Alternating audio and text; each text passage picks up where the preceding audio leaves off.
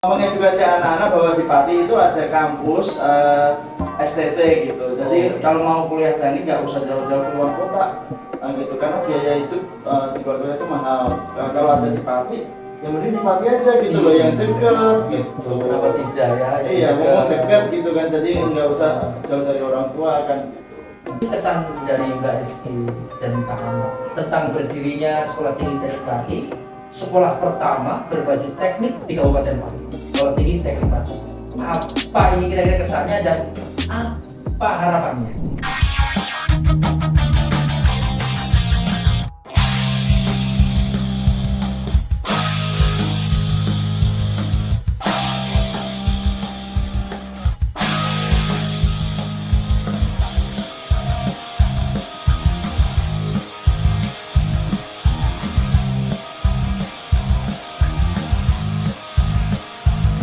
Assalamualaikum warahmatullahi wabarakatuh. Selamat pagi dan salam sejahtera. Oke guys, kembali bersama podcast jurnalistik Sekolah Tinggi Teknik Pati. Kali ini hostnya bersama saya yang paling kece sendiri-sendirian. Baik, di sini kita kedatangan tamu yang luar biasa di Sekolah Tinggi Pati dari GITJ. Ya, dari kumpulan GITJ Juwana Pati. Nah, siapa mereka? Beliau kepada itu Pak Aman, Mas Ahmad. Mas Ahmad, Iya. Mas Ahmad. Dan di antara perwakilannya yang jadi siswa yang menjadi calon mahasiswa adalah dari beliau Mbak Rizky. Mbak Rizky apa? Rizky Aulia. Baik, ya. Selamat datang di Sekolah Tinggi Teknik Pati. Ya, selamat datang Mbak Rizky. Bagaimana kabarnya? Luar biasa. Nah, saya Mas Ahmad. Ya, ini ceritanya gimana aku bisa sampai terdapat di sini? Jadi tujuan kami ke sini itu pengen mengenalkan anak-anak ya. Kalau ini loh di Jadi, mengenalkan anak-anak apa sih mengenal STT? Iya, mengedukasi anak-anak bahwa di Pati itu ada kampus STT gitu. Jadi kalau mau kuliah teknik nggak usah jauh-jauh keluar kota gitu, karena biaya itu di luar kota itu mahal. Kalau ada di Pati, ya mending di Pati aja gitu loh, yang dekat gitu. Kenapa tidak ya? Iya, mau dekat gitu kan, jadi nggak usah jauh dari orang tua kan gitu. Nah, Mas Ahmad sendiri posisinya sebagai apa terhadap beliau? Iya, saya di sini sebagai saya di kantor itu sebagai koordinator ya, atau ketua program. Ketua program. Iya. Berapa orang yang kesini? Untuk yang hari ini kesini ada 15 orang. 15 orang. Iya. Oke. Dan pendampingnya? Untuk pendampingnya ada 4 pendamping kita, mentor termasuk saya ya. Oh iya. Ada 3 pendamping dan 1 koordinator. Mentor dari anak-anak itu. Iya. Oh, ya. Totalnya ada berapa kalau di sana? Kalau total anak atau? Ya, total anak yang dimentori? Oh iya, kalau total semuanya kita nggak cuma anak youth ya, kita dari anak usia 68, 6 sampai 22 itu ada total ada 253 anak dengan staf mentor itu ada 15. Nah, GITJ apa toh? GITJ itu? Saya perjelas lagi, kita itu sebenarnya ke PPA Pusat Pengembangan Anak yang di bawah naungan GITJ Gereja Induk Tanah Jawa Mencolok gitu. Iya. Jadi kita lebih ke arahnya itu PPA-nya Pusat Pengembangan Anak, tapi Pusat Pengembangan Anak. iya, di bawah naungan Gereja GITJ Mencolok. Oke. Apa sih kriterianya ketika mereka masuk dalam dalam kategori yang masuk dalam program PPA itu? Kita kalau pengen masuk ke PPA sekarang sudah tidak ada penerimaan ya. Tetapi kita tujuan PPA itu adalah membantu menuntaskan kemiskinan bagi anak-anak gitu. Membantu menuntaskan kemiskinan dalam anak-anak. Jadi anak-anak yang dari PPA yang sudah terdaftar di PPA, kita fasilitasi semuanya agar nih anak bisa minimal sekolah tidak sampai sekolah menengah tetapi harus kuliah sampai kuliah perguruan. Jadi PPA mempunyai banyak program.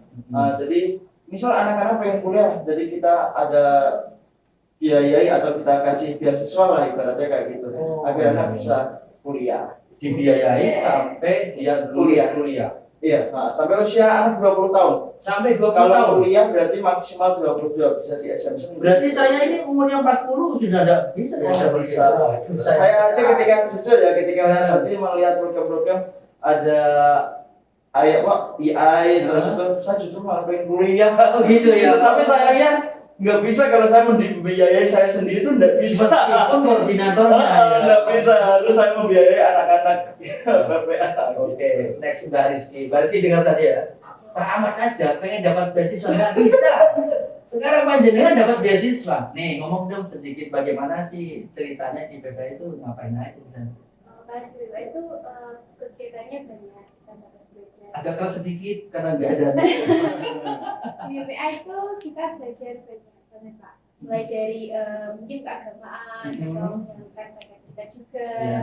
Terus di sana juga itu ada pembelajaran seperti untuk les bahasa Inggris ataupun BPA itu salah satu contoh, kalau menurut saya salah satu contoh wadah untuk kita bisa mengembangkan kemampuan kita, mulai dari hobi ataupun mungkin dari berbagai bidang lah Pak.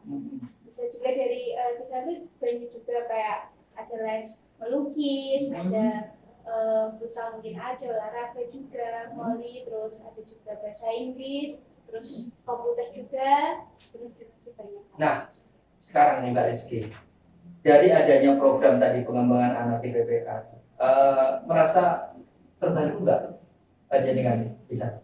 Merasa terbantu? Dan apa sih cita-cita yang Mbak Rizky mungkin kadang-kadang ya?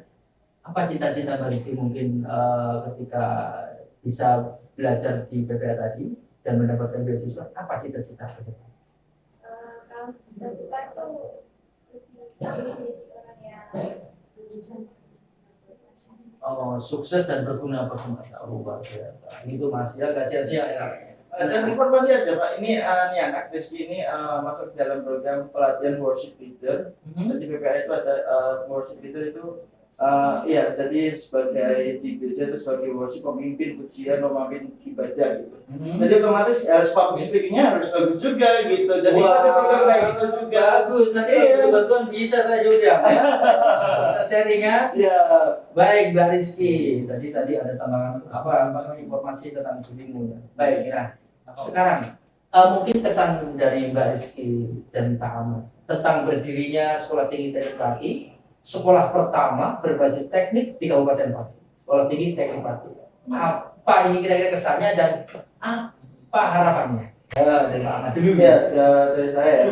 Kalau dari saya ya kayak tadi pertama jujur saya mau justru pengen kuliah sendiri gitu loh. Pengen kuliah cuma ya nggak tahu nanti ya kalau ada rezeki gitu kan, karena saya nggak terbantu oleh PPA kan gitu ya. Jadi pengen harapan saya bahwa tadi ketika kita melihat cita-cita anak lebih banyak gambaran besar itu 70% lebih pengen kuliah ya. Jadi harapannya paling nggak adalah yang anak PPA yang sekolah di sini gitu loh, agar masih bisa kuliah juga masih bisa ke PPA juga karena jaraknya nggak begitu jauh. Oh, gitu. Harapannya ya juga ada yang mau atau ada yang berminat di sini gitu. Tapi saya rasa ya berminat ya karena lihat program-program kayak gitu yang dari STT dan PPA akan bisa bantu berapa persen covernya, itu pasti mungkin ada yang berminat. Logikanya begitu. Jadi STT Pati ini berdiri di Kabupaten Pati, dibiayai orang Pati, didirikan oleh orang Pati, berada di tanah Pati. Berarti yang kuliah itu adalah orang Pati. Gitu. Ayo, kuliah nih desa ya, kuliah nih gini wae. Sekolah Tinggi Teknik Pati untuk ada minimal orang-orang di Kabupaten Pati dan sekitarnya. Mbak Rizky bagaimana nih? Udah dengar STT Pati sejak kapan dan bagaimana harapannya? Untuk dengarnya sih baru sekarang ya Pak. Baru sekarang? Iya. Jujur kayak enggak kayak bisa berkata-kata gitu loh kan. Sekarang itu juga banyak program-program juga di dunia maya tentang IT, apalagi tentang ini. Terus itu juga kalau menurut saya mendirikan sekolah ini termasuk salah satu yang biasa sekali Pak, karena perkembangan juga semakin pesat, terus juga kita juga butuh siswa-siswa yang berprestasi dan unggul juga. Menyambung dari peran Anda nanti sebagai seorang leaders, ya kan? Seorang leaders di era milenial saat ini, di mana peran digital sangat dibutuhkan, IT dan teknologi, IoT. Nah, kira-kira apa sih mungkin menurut Anda sejauh mana kontribusi prodi-prodi yang di sini, misalkan informatika, ya manajemen, tadi elektro yang tadi sudah digambarkan itu, ada nggak sih korelasinya untuk menjadi seorang leadership memiliki kompetensi ini yang terkait dengan prodi yang ada di kita? Ada, karena worship leadership itu tidak cuma memimpin dalam pujian, cuma bagaimana cara kita menjadi seorang pemimpin itu kan juga masuk karakteristik dari worship leadership gitu kan. Nah, jadi ya bisa itu masuk gitu. Oke, berarti Mbak Rizky bisa dong kuliah di sini informatika, ya kan? Nanti ngobrol-ngobrol ya, lanjut. Iya, ngobrol-ngobrol dan nanti bisa ruangan podcast ini jadi ruangan panjenengan yang sedang kita datang ke sini. Ya. Jadi memang 51% mahasiswa kami itu mereka sambil bekerja. Terlepas pekerjaan apapun. Bahkan kalau memang pekerjaan itu mengikat, mereka bisa kuliah di hari-hari tertentu saja. Yang lainnya bisa daring. Ya. Jadi kita fleksibel dalam hal itu, yang penting mereka mendapatkan ilmu yang kita bisa berikan. Meskipun demikian, kami menyadari sehebat apapun perguruan tinggi dengan desain kurikulum yang hebat, tetap mereka membutuhkan pengetahuan, kompetensi dari luar, dari lingkungan. Karena kita pastinya akan kembali ke lingkungan. Maka dari itu kita harus belajar juga dari lingkungan. Sehebat apapun desain kurikulum sekali lagi itu akan tergeser oleh informasi yang ada setiap hari, terutama dari gadget yang kita miliki ini. Tiap hari ya TikTok, muncul lagi, FYP lagi kan, yang baru terus.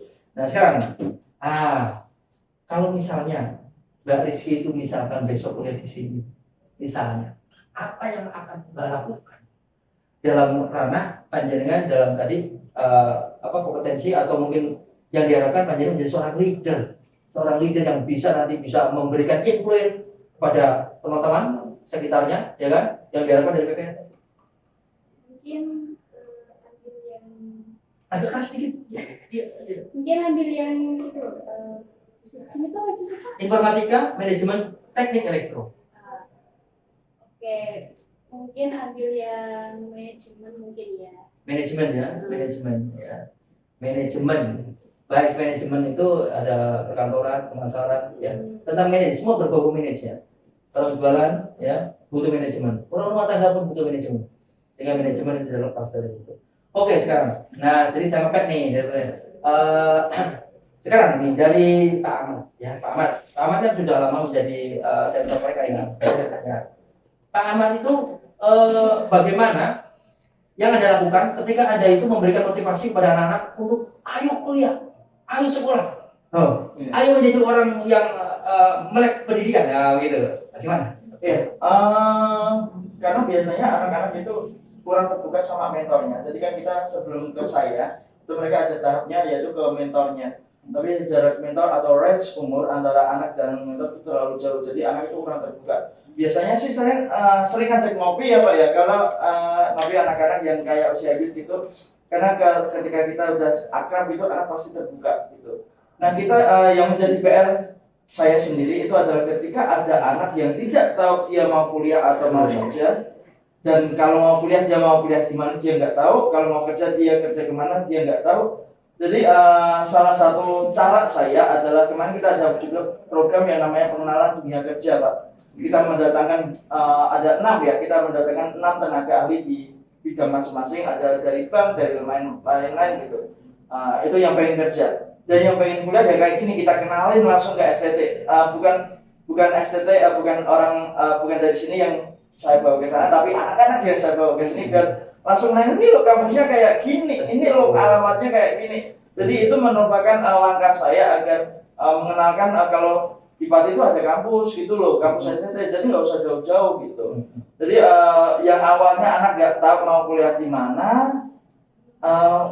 pengen harapan saya bahwa anak terbuka, ternyata di Pati ada kampus gitu. Jadi harapan kayak gitu harapan saya. Ya, jadi biarkanlah fakta yang berbicara. Iya. Iya. Itu. Dan bagaimana perasaan Mbak Rizky ketika sudah sampai sini? Apa mungkin yang terbersit dalam pikiran Anda setelah Anda itu tadi kan katanya belum tahu. Ternyata kamu nggak bisa berkata-kata, tapi harus berkata-kata. Ya. Bagaimana kita bisa tahu apa yang mau rasakan ketika Anda tidak mampu berbicara? Coba cerita. Ini pandangan saya terhadap STT atau? Pandangan pandangan terhadap saya, jangan pandangan saya. Nanti saya grogi kan, ya gitu kan. apa yang Anda rasakan ketika Anda pertama kali melihat STPAT mungkin dengan keadaan seperti ini ya kan, dan mungkin saja diceritakan sama teman-teman sana itu, halo guys yang belum tahu STPAT di sini loh, sama gue di sini kan. Itu coba cerita dan nanti kasih pesan sama teman-teman yang lain. STT di sini tuh pas baru pertama kali di sini tuh gedungnya cukup mewah sekali ya Pak. Terus juga fasilitasnya juga sangat lengkap. Terus apa namanya?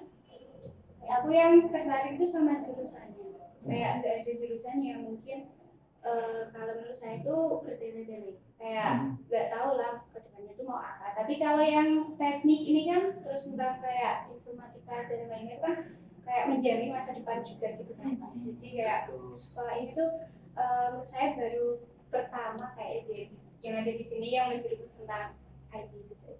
Oh gitu. Kasih dong pesan-pesan kepada teman-teman yang belum kesini ya kan, sampaikan ke mereka itu bagaimana pesannya. Ya mungkin ada juga teman yang belum kesini kan, coba cerita minimal untuk teman-teman yang di naungan PPO. Cerita ya. Ada pesan kami ya. Para teman-teman yang ingin sekali berkuliah tapi ingin juga bekerja ataupun disambil ngapain gitu boleh di STT Pati. Di sini tuh fasilitasnya lengkap-lengkap semua, terus jurusannya juga bagus-bagus, untuk akreditasinya juga bagus bagi teman-teman yang sekiranya mau boleh kesini. Boleh dicoba, ini sangat Oh, recommended gitu ya Pak. Itu boleh dicoba emang makanan. Puasa kan. Oke. Dan pesan dari mungkin untuk anak-anak yang belum sempat kesini silakan sampaikan. Iya, ini merupakan opsi ya buat kalian yang pengen kuliah tapi nggak khususnya warga Pati ya, yang nggak mau juga biaya hidupnya lebih mahal gitu ya, dan kuliahnya juga murah gitu, bisa langsung datang ke kampus STT sini, nanti bisa hubungi Pak Nuri dan humble juga ya Pak sama Pak Nuri ya ternyata orangnya. Iya. Jadi nanti bisa ini merupakan rekomend, jadi tidak jauh dari kota, dekat juga dari pusat kota. Jadi buat teman-teman yang pengen kuliah teknik, nggak jauh dari orang tua, juga biaya hidup murah, terus biaya kuliah juga murah, bisa langsung datang ke kampus STT Pati. Iya. Biaya berapa tadi untuk perkuliahan? Perkuliahnya kalau bisa di rata-rata per bulan, gila, kaget, saya jujur kaget ya. Cuma 600.000 loh per bulan. Nah, ini yang harus tahu nih kan, Iya, cuma 600.000 kuliah di STT Pati itu per bulan, ya kan? Iya. Jadi anak-anak kalau kerja misalkan gaji 1 juta, ya atau 1,5 juta, untuk anak SMA, ya kan? Itu juga SD dan sebagainya itu, ya dia juga bisa menghidupi kuliah dan dirinya sendiri. Baik, oke guys, jadi ini pertemuan kami bincang-bincang hangat bersama tim dari PPA Kabupaten Pati, khususnya di daerah Juwana. Terima kasih sekali atas waktu yang diberikan. Sama-sama Pak. Dan semoga kedatangan panjenengan ini mendapatkan apa yang diinginkan. Siap. Dan informasi ini harapannya kami bisa disampaikan ke masyarakat. Dan semoga nanti yang belum tahu silakan nanti datang kemari, dan moga-moga jangan kapok ya. Nanti sekali datang ke podcast kami. Aman. Siap. Saya selalu siap dikontak. Oke, baik. Itulah tadi bersama mereka bincang-bincang hangat kita. Jangan lupa siapapun adalah guru kita. Jadi kita bisa belajar dengan siapapun, dan di mana tempat adalah sekolahan, sehingga kita bisa belajar dimanapun dan kapanpun jam pelajaran. Sehingga tidak ada waktu untuk tidak belajar. Terima kasih dari kami. Assalamualaikum warahmatullahi wabarakatuh. Selamat pagi dan selamat siang, selamat malam, selamat buat dan semuanya. Thank you. Terima kasih ya Pak.